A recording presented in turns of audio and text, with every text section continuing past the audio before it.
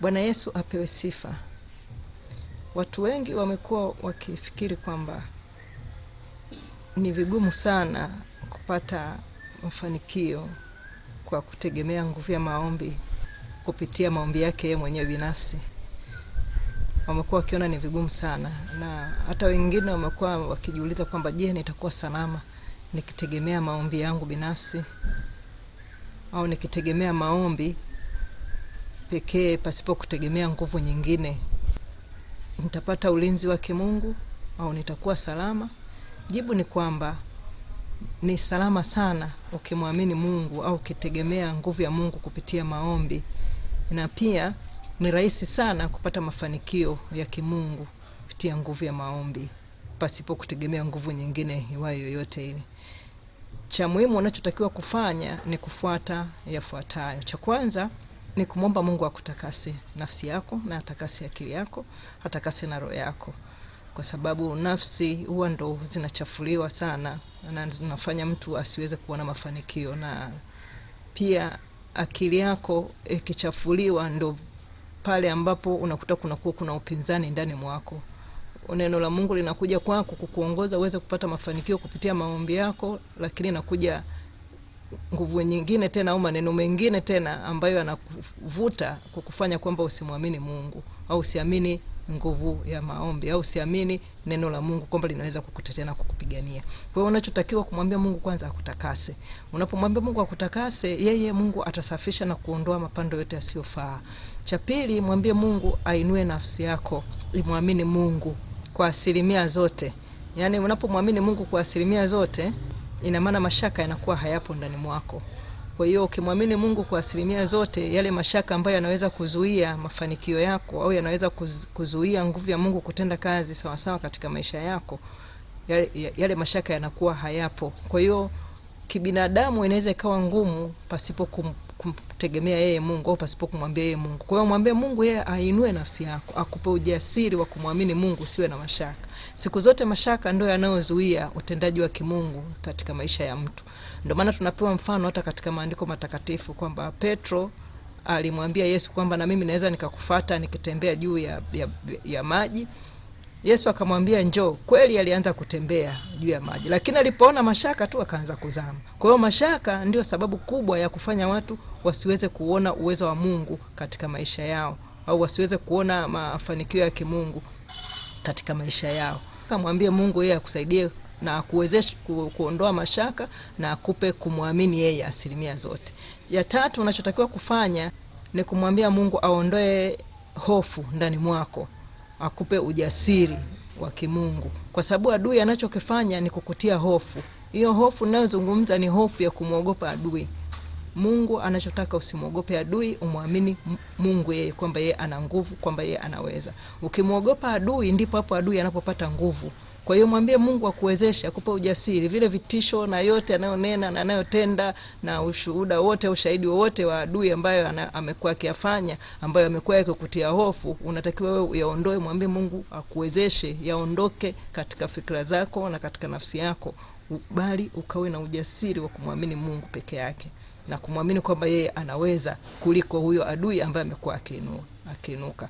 Kwa hiyo ukimwambia Mungu yeye akupe ujasiri na kuondolea hofu ya adui atakapokuja akajifanya kwamba yeye ana nguvu zaidi, atajikuta anajipiga mwenyewe, atajikuta anadhurika mwenyewe, wala hawezi kufanikiwa zidi yako, kwa sababu wewe utakuwa umemtegemea Mungu na umemfanya Mungu kuwa ngao yako na kinga yako. Kwa adui akija na kukutana na ile nguvu ya Mungu, hakutani na wewe, hakutani na nafsi yako, wala hakutani na wewe mwenyewe. Hivyo ndivyo jinsi ilivyo na ndivyo jinsi ambavyo Mungu anatuongoza.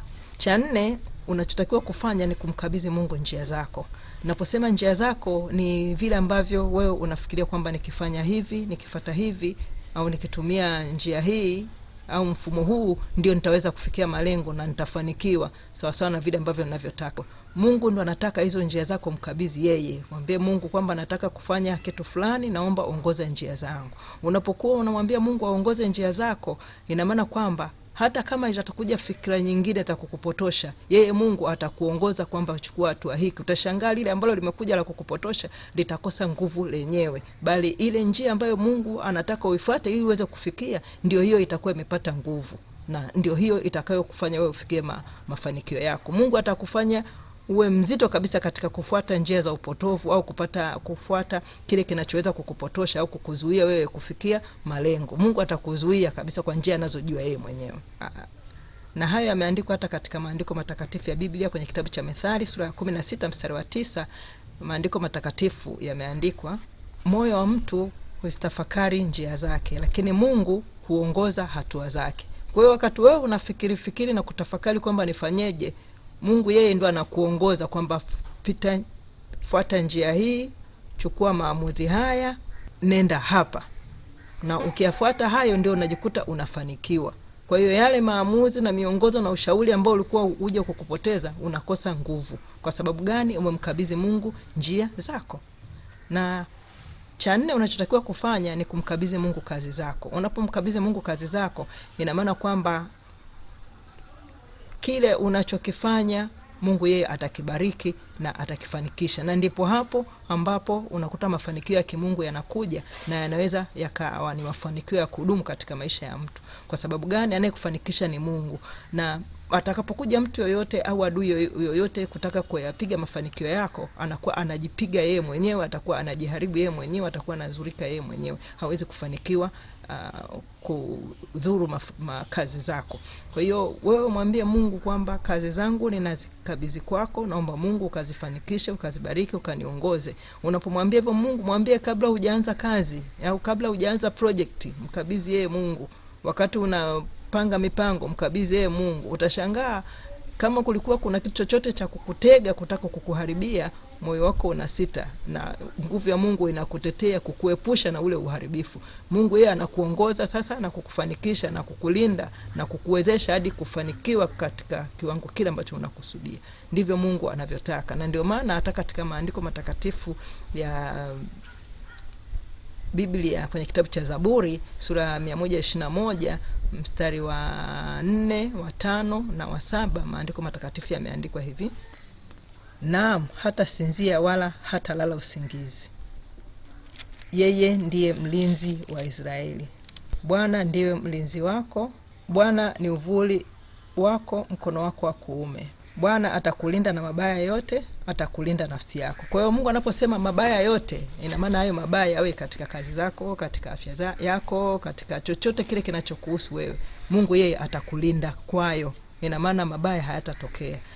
Mwingine anaweza akasema kwamba kama ni Zaburi mbona nazisoma sana? Mbona namwambia Mungu anilinde kila siku, lakini mbona bado adui anapata nguvu? Kwa nini shetani anaendelea kunisumbua na kunitesa?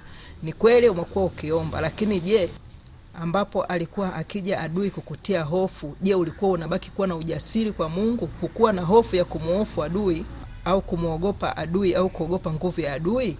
Kwa sababu maombi unapoomba, lakini pia anapokuja adui na vitisho vyake, unatakiwa usimuogope, bali moyoni mwako Mungu awe na nguvu, au neno la Mungu liwe na nguvu na ujasiri wa kimungu wenao. Na je, pia umekuwa ukijitakasa, hakuna upinzani ndani mwako? Je, umekuwa hauna mashaka? Kwa sababu haya yote yakichangamana ndio yanayokufanya wewe uweze kuona ushindi.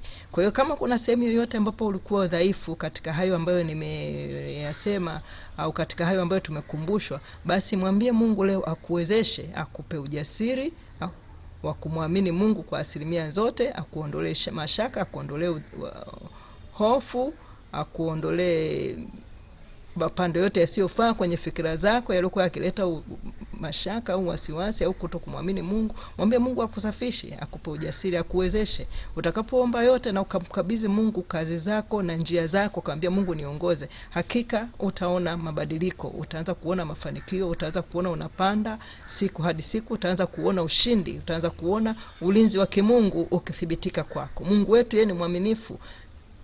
Yeye anachotaka tufuate vile ambavyo yeye anatuongoza ili tuweze kuona ushindi wake na si vinginevyo. Tusifuate njia zetu wenyewe au fikra zetu wenyewe. Tufuate miongozo yake kupitia maandiko matakatifu.